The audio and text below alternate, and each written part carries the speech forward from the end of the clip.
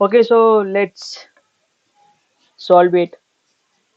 This is a second, third question of SQL in Hackerrank of SQL problem.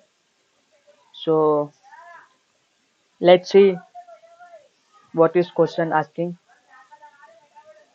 So question is here that, and question is that query all columns for every row in the city table.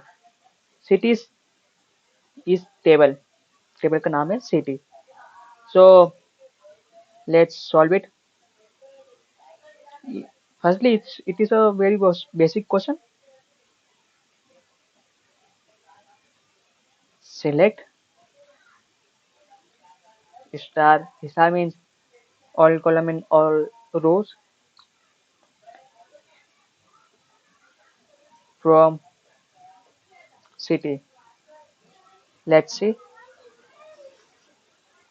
Run code. You can also solve this question because it is very basic and very simple of SQL problem.